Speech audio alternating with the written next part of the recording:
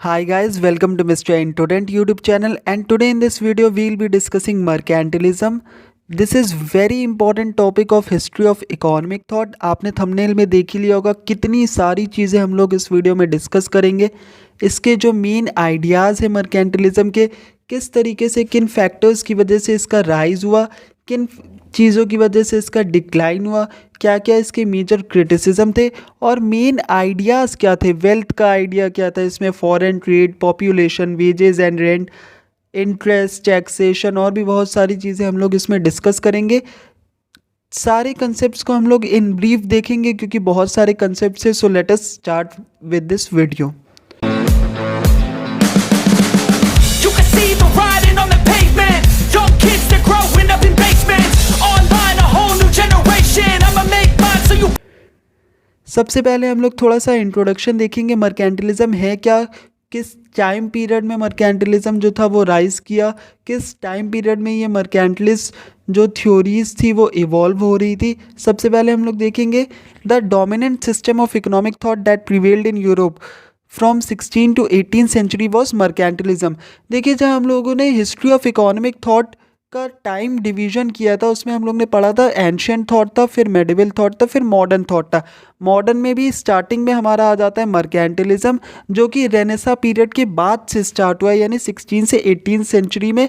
तो क्योंकि रेनेसा हो चुका था यूरोप में, तो उसकी वजह से बहुत सारे ऐसी चीज़ें हुई, ऐसे बहुत रैपिड चेंजेस हुए थ्योरीज़ में भी, और जो इकोनॉमिक एक्टिविटीज़ किसी एक स्टेट की किस तरीके से परफॉर्म होंगी उसमें बहुत ज़्यादा चेंजेस देखे गए। और ये जो पर्टिकुलर 16 to 18 सेंचुरी का टाइम पीरियड है, इसमें जो थ्योरी सबसे ज़्यादा आप कह सकते हैं पॉपुलर थी, दैट वाज मर्केंटिलिज्म।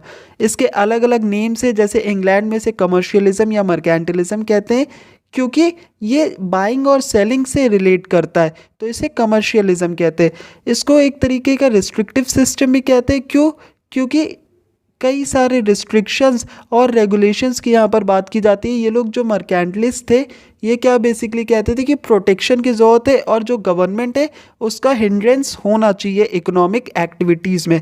फ्रांस में से कॉल्बर्टिज्म कहते थे क्योंकि जो फ्रांस के फाइनेंस मिनिस्टर थे eight the time of Louis the 16, तो उनका नाम क्या था, कॉल्बर्ट, तो उनके नाम पे कॉल्बर्टिज्म इसका नाम पड़ा। जर्मनी और ऑस्ट्रिया में से कैमरलिज्म कह रहते थे। और इसके अलावा इसे बुलियनिज्म भी कहते थे। बुलियन, देखिए बुलियन वर्ड का मतलब होता है गोल्ड, तो बुलियन यहाँ पर लिया गया आपका गोल्ड या सिल्वर से।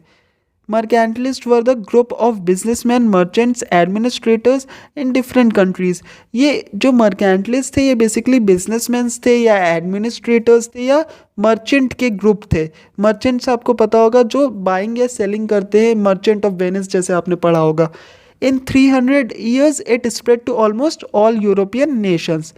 नेक्स्ट हम लोग देखेंगे factors giving rise to mercantilism. बहुत इंपॉर्टेंट है, 5 इंपॉर्टेंट फैक्टर्स हम लोग देखेंगे जिसमें से आपके हो जाएंगे इकोनॉमिक फैक्टर्स, पॉलिटिकल, रिलीजियस, और बाकी के भी हम लोग 2 फैक्टर्स देखेंगे that are cultural and scientific factors. सबसे पहले इकोनॉमिक फैक्टर्स देखेंगे। देखो, जब 15th सेंचुरी ख़त्म हो रही थी तब क्या होने लगा कि डोमेस्टिक इकोनॉमी एक्सचेंज इकोनॉमी में चेंज हो रही थी। पहले जो चीज़ डोमेस्टिकली प्रोड्यूस की जा रही थी, डोमेस्टिक कंजम्पशन हो रहा था, वो अब क्या उसमें एक तरीके का चेंज आया और कंट्रीज एक एक्सचेंज इकोनॉमी में बिलीव करने लगी। उन्हें ट्रेड चाहिए था, उन्हें दूसरे कंट्रीज़ की रिसोर्सेज चाहिए थी। उन्हें पता चलने लगा था दैट कि दूसरे कंट्रीज़ के पास गोल्ड हो सकता है या सिल्वर हो सकता है। देखो, कुछ तो कंट्रीज़ जिनके पास अपनी खुद की माइंस है या अपने खुद का रिसोर्सेज है, वहाँ से गोल्ड निकल रहा है, तो वो लोग वेल्दी हो जाएंगे। लेकिन जिनके पास नहीं है, उनके पास एक ही ऑप्शन होता था कि या तो वो क्या करे, कॉन्क्वेस्ट कर ले, वहाँ की टेरिटरी किसी दूसरे नेशन को हड़प ले, या फिर उनके साथ ट्रेड करे और ट्रेड करके वहाँ से गोल्ड और सिल्वर को अपने पास लेकर के आए। तो इसलिए एक्सचेंज इकोनॉमी इवॉल्व हुई। Agriculture was giving place to industries, बहुत तरीके की इंडस्ट्रीज़ लगने लगी और ट्रेड जो है वो बहुत ज़्यादा इंपॉर्टेंट हो गया। फ्यूडलिज्म ख़त्म हो रहा था। अब फ्यूडलिज्म ख़त्म हो रहा था तो उससे हम लोग ये भी समझते हैं कि कैपिटलिज्म एक तरीके से स्टार्ट हो रहा था। Importance of money increased with which was available in the form of gold and silver. देखो, greater security stimulated saving and banking. Saving और बैंकिंग भी बहुत ज़्यादा इनकरेज होने लगी और इस तरीके से हमारा जो सबसे पहला बैंक ऑफ इंग्लैंड था वो भी इस्टेब्लिश हुआ। इन्फ्लेशन अराइज हो गई। क्यों? क्योंकि अब जो रूलर्स थे, जो इंडिविजुअल रूलर्स थे कंट्रीज़ के, उन्होंने टैक्सेस लगाना स्टार्ट कर दिया, तो उसकी वजह से इन्फ्लेशन होने लगी। With expansion of commerce, improvements in transport, agriculture etcetera was seen, so the mercantilist thought was outcome of these developments. जो भी आपका थॉट पीरियड होता है वो अपने टाइम की जो भी मटेरियल वर्ल्ड में जो भी चीज़ें चल रही होती है उसी का आउटकम होता है। तो यहाँ पर मर्केंटिलिज्म भी, जो ये एग्रीकल्चर इकोनॉमी में जो चेंज आ रहा था, इंडस्ट्रियल इकोनॉमी बन रही थी, डोमेस्टिक से एक्सचेंज इकोनॉमी बन रही थी, इन्हीं सब का नतीजा क्या था? आपका मर्केंटिलिज्म था। फिर हम लोग देखेंगे पॉलिटिकल फैक्टर्स। देखो, क्योंकि रेनेसा के बाद जो है वो पॉलिटिकली, रिलीजियसली ही हर तरीके से यूरोप में बहुत ज़्यादा चेंजेस आ रहे थे। पॉलिटिकल फैक्टर्स इस तरीके से, क्योंकि आपने जैसे मैकियावेली को पढ़ा होगा पॉलिटिकल थॉट में, या हॉब्स हो गए। मैकियावेली ने अपना जो एडवाइस टू द प्रिंस दिया था, द प्रिंस, इन्होंने एक बुक लिखी थी, उसमें इन्होंने क्या, एक स्ट्रॉन्ग नेशन की बात की है, एक स्ट्रॉन्ग रूलर की बात करी है। तो इस टाइम पर नेशनलिज्म बहुत ही ज़्यादा पीक पर था, नेशनलिज्म बहुत ज़्यादा ज़रूरी था। हर कोई चाहता था कि उनका देश जो है वो ज़्यादा से ज़्यादा स्ट्रॉन्ग रहे, और स्ट्रॉन्ग रहने का मतलब क्या था? कि ज़्यादा से ज़्यादा उसके पास वेल्थ हो, और वेल्थ का क्या फॉर्म था? गोल्ड और सिल्वर। सो इनडायरेक्टली ये लोग क्या चाहते थे? कि ज़्यादा से ज़्यादा इनके पास पावर हो, और पावर कैसे आएगी? जब इनके पास ज़्यादा से ज़्यादा वेल्थ होगी। नेक्स्ट हम लोग देखेंगे रिलीजियस फैक्टर्स। रिलीजियस फैक्टर्स, देखो रेनेसा से पहले क्या था? कि जो आपका चर्च था, कैथोलिक चर्च जो था, वो ज़्यादातर इकोनॉमिक एक्टिविटीज़ को कंट्रोल करता था यूरोपियन कंट्रीज़ में। लेकिन रेनेसा ने क्या किया? अथॉरिटी ऑफ पोप को चैलेंज किया। इसके बाद जो प्रोटेस्टेंटिज्म था, उसने ज़्यादा से ज़्यादा इम्पोर्टेंस ऑफ मनी, इकोनॉमी, और जो रूलर है, नेशनलिज्म है, इन सब चीज़ों को प्रमोट किया, रैदर देन जो कैथोलिक चर्च था जहाँ पर पोप अपने हिसाब से सारी चीज़ें करवाता था, उल्टी सीधी जो रिलीजियन के नाम पे जो चीज़ें होती थी। तो उन सबको एक तरीके से चैलेंज किया गया, और यहाँ पर क्या हो गया? ज़्यादा से ज़्यादा इकोनॉमिक डेवलपमेंट की बात होने लगी, इकोनॉमी को स्ट्रेंथन करने की बात होने लगी, यानी ज़्यादा से ज़्यादा वेल्थ कमाने की बात होने लगी। कल्चरल फैक्टर्स क्या है? People started realising that this worldly life was more important than the heavenly life. क्योंकि इससे पहले तक तो जो भी आपके रिलीजियस या जो भी ये कल्चर जो था यूरोप में, वो कैसा था कि लोग सोचते थे कि यार ये तो आइडियल वर्ल्ड नहीं है, ये तो केवल मटेरियल वर्ल्ड है, और हमारा कोई एक आइडियल वर्ल्ड होगा, वहाँ पर हमें अच्छे से रहना है, उसके लिए रहना है, यहाँ पर मटीरियलिस्टिक जो चीज़ें इनके बारे में नहीं सोचना है। लेकिन धीरे धीरे जो कल्चरल फैक्टर्स थे, उन्होंने इस तरीके का चेंज लाया कि अब लोग क्या, जो वर्ल्डली लाइफ है या जो मटीरियल नीड्स है, इकोनॉमिक एक्टिविटीज़ है, इन्हें ज़्यादा से ज़्यादा पूरा करने की कोशिश करने लगे। साइंटिफिक फैक्टर्स देखो, तो इसी टाइम पे क्या हुआ? बहुत सारी डिस्कवरीज हो रही थी, जिसमें से एक बहुत इंपॉर्टेंट था मैरिनर्स कंपास, और दूसरा क्या था? आपका प्रिंटिंग प्रेस। जब मैरिनर्स कंपास को डिस्कवर किया गया तो इससे नेविगेशन बहुत इजी हो गई। नेविगेशन जब इजी हो गई तो नई नई कंट्रीज, नई नई रॉ मटेरियल के लिए सोर्सेज, आप कह सकते हैं, डेवलप होने लगे, या फिर डिस्कवर होने लगे। ठीक, discover is the right word. जो एक तरीके का न्यू वर्ल्ड था, न्यू ग्रुप ऑफ कंट्रीज थी, वो डिस्कवर होने लगी with the help of compass. तो नेविगेशन इजी हो गया। सेकेंड चीज़ क्या थी आपकी? Printing press. प्रिंटिंग प्रेस की मदद से क्या हुआ? जो भी नॉलेज था, या जो भी इकोनॉमिक एक्टिविटीज़ के बारे में जो भी चीज़ें थी, स्किल्स थी, वो सब क्या, ज़्यादा से ज़्यादा आइडियाज़ को शेयर करना इजी हो पाया। ये थे हमारे factors giving rise to the mercantilism. इसके बाद हम लोग फीचर्स ऑफ मर्केंटिलिज्म देखेंगे। देखो, मेन जो फीचर है या मेन एम इन मर्केंटिलिज्म, यहाँ पर होना चाहिए aim in mercantilism was to make country strong. और कंट्री कैसे स्ट्रॉन्ग बनेगी? जब उसका वेल्थ इंक्रीज होगा। वेल्थ क्या था? In the form of gold, जिसे बुलियन कहते हैं, या फिर सिल्वर, या फिर other precious metals. They preferred a favourable balance of trade. ये क्या बिलीव करते थे? कि एक फेवरेबल बैलेंस ऑफ ट्रेड होना चाहिए, या फिर आप कहते हैं, एक टर्म यहाँ पर आता है जीरो सम गेम। ये लोग प्रेफर करते थे zero sum game. Zero sum game का मतलब क्या है? कि किसी एक कंट्री का जो लॉस है वो दूसरी कंट्री का प्रॉफिट होगा, या किसी एक कंट्री का प्रॉफिट दूसरी कंट्री का लॉस होगा ही होगा। ऐसा नहीं है कि दोनों साथ में ग्रो करे। ठीक, तो ज़्यादा से ज़्यादा कोशिश रहती थी कि जो कंट्रीज है वो अपना प्रॉफिट करे, अपना ज़्यादा एक्सपोर्ट करे और इंपोर्ट कम करे। फेवरेबल बैलेंस ऑफ ट्रेड का मतलब कब क्या होता है? कि जब एक्सपोर्ट माइनस इम्पोर्ट्स आपका पॉजिटिव हो, यानी ज़्यादा एक्सपोर्ट्स हो रहे और इम्पोर्ट्स कम हो रहे, तो ये फेवरेबल बैलेंस ऑफ ट्रेड होता है। तो ये लोग ज़्यादा से ज़्यादा फेवरेबल बैलेंस ऑफ ट्रेड को प्रमोट करते थे। Trade was important occupation, industry and commerce were the second and agriculture was least important. इनमें जो ऑक्यूपेशन का आप कह सकते हैं क्लासिफिकेशन था या फिर कौन सा सबसे इम्पॉर्टेंट है कौन सा सबसे नीचे, उसमें आपका ट्रेड सबसे इम्पॉर्टेंट था और एग्रीकल्चर सबसे लीस्ट इम्पॉर्टेंट था।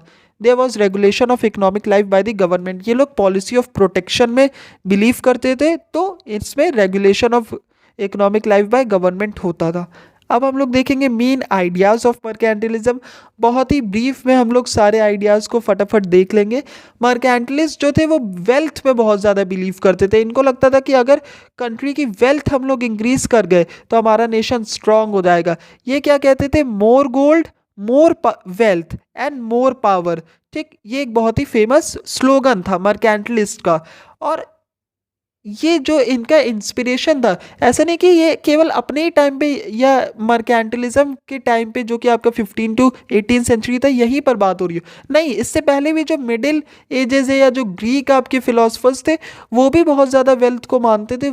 उसका एक बहुत फेमस एग्जाम्पल है, जैसे कोलंबस ने बोला था, gold is a wonderful thing, whoever possesses it is a master of everything he desires, with gold one can get souls into paradise। यानी पुराने टाइम पे भी गोल्ड इतना ज़्यादा पॉपुलर था कि लोगों को लगता था जिसके पास गोल्ड होगा यार उसको तो हेवन में जगह मिलेगी, उसको स्वर्ग मिलेगा।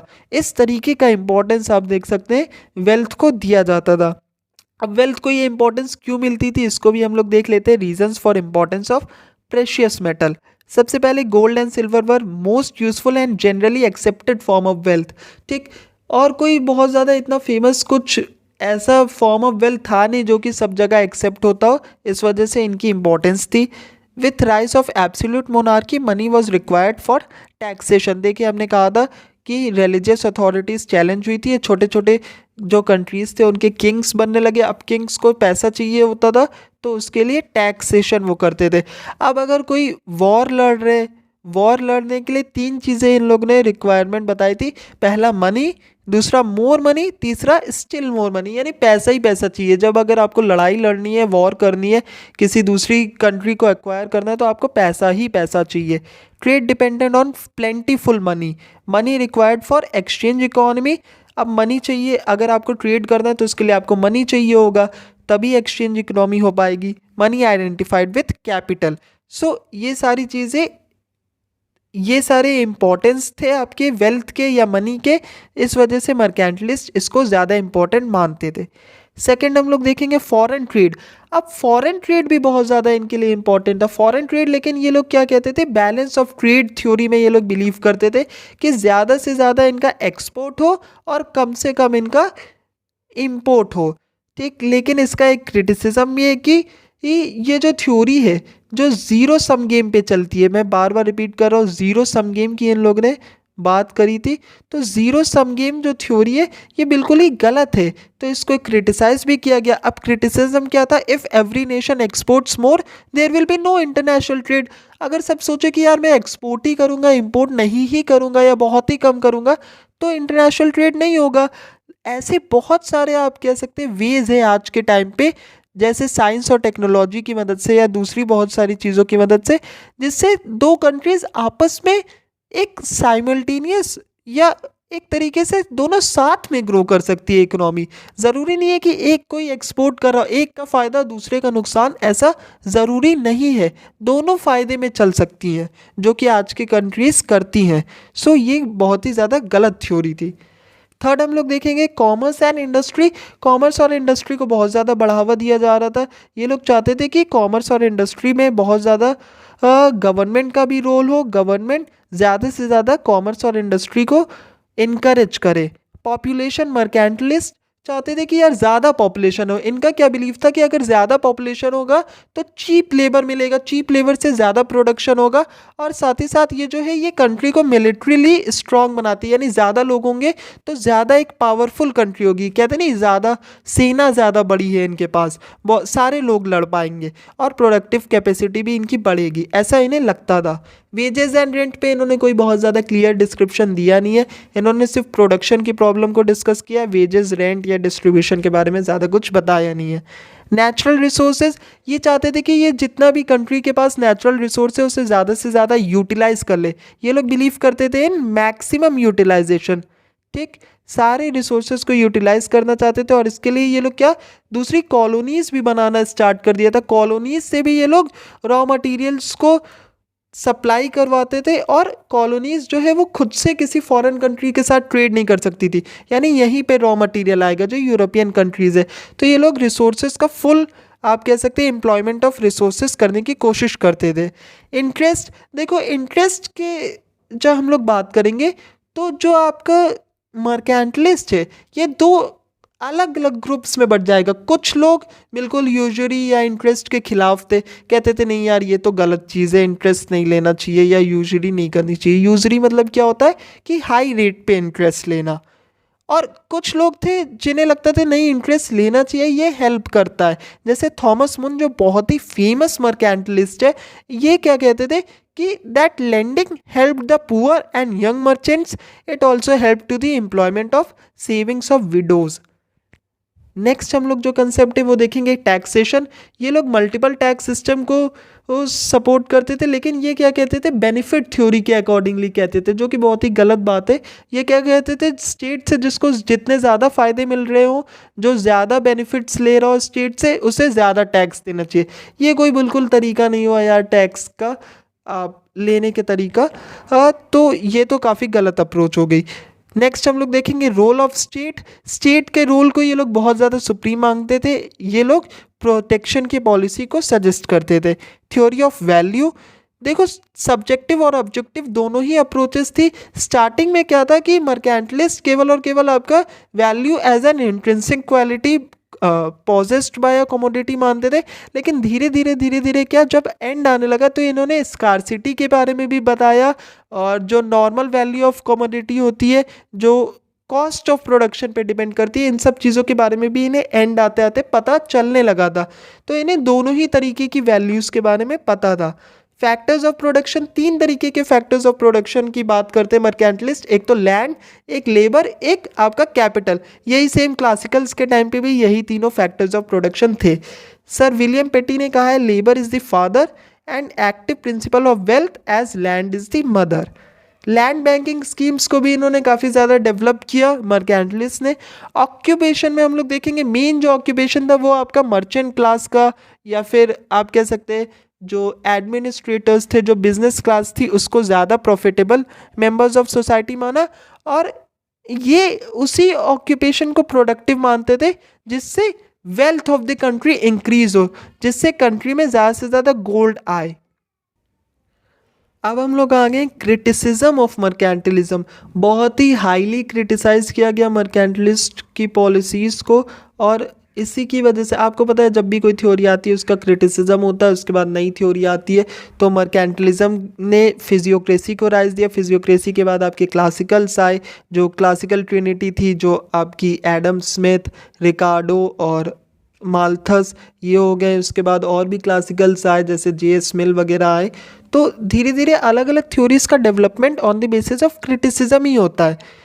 सबसे पहले आपका जो 17वीं सेंचुरी से ही मर्केंटलिस्ट लोगों का क्रिटिसिज्म होने लगा था, मगर एडम स्मिथ ने इनका बहुत ज़्यादा क्रिटिसिज्म किया। अपनी जो फेमस बुक है an inquiry into nature and causes of wealth of nation, ठीक, जो कि 1776 में लिखी गई थी। Following are major criticism against mercantilism. सबसे पहला तो यार इन्होंने जो प्रेशियस मेटल्स है आपके गोल्ड और सिल्वर, इनको इतना ज़्यादा इंपॉर्टेंस दिया कि बाकी जो कमोडिटीज़ है उसके इंपॉर्टेंस को ये लोग भूल ही गए। जैसे प्रॉपर्टी, आपका रियल इस्टेट हो गया आपका, और फैक्ट्रीज़ हो गया, इंडस्ट्रीज़ हो गया, इन सबको उतना इंपॉर्टेंस दी नहीं भाई। इनके हिसाब से केवल गोल्ड लेकर आ जाओ तो भैया तुम वेल्दी हो गए, जो कि बहुत ही गलत अप्रोच था। They exaggerated the importance of commerce and undermine the usefulness. या इन्होंने इतना ज़्यादा ट्रेड और कॉमर्स के बढ़ा चढ़ा के बताया दैट कि यही सबसे प्रॉफिटेबल ऑक्यूपेशन है, यही सबको करना चाहिए, ज़्यादा से ज़्यादा ट्रेड करो। अरे भैया जब एग्रीकल्चर ही नहीं होगा, प्रोडक्शन ही नहीं होगा, तो फिर सोसाइटी कैसे चलेगी। एग्रीकल्चर भी बहुत ज़्यादा इंपॉर्टेंट है। जब हम लोग फिजियोक्रेसी पढ़ेंगे तो उसमें सबसे ज़्यादा इंपॉर्टेंट प्रोडक्टिव जो एक्टिविटी या इकोनॉमिक एक्टिविटी मानी गई वो एग्रीकल्चर को ही माना है। सो एग्रीकल्चर या जो बाकी ब्रांचेस ऑफ ह्यूमन हिस्ट्री है उसको आप लोग बिल्कुल ही अंडरमाइन या बिल्कुल ही कम नहीं ना आप सकते। नेक्स्ट हम लोग देखेंगे थर्ड पॉइंट है favourable balance of trade was not the only source of prosperity. और भी बहुत सारे तरीके, सिर्फ फेवरेबल बैलेंस ऑफ ट्रेड से आप ये नहीं कह सकते दैट की प्रॉस्पेरिटी आ रही है। They believe that gain of one nation was necessarily the loss of other nation was wrong.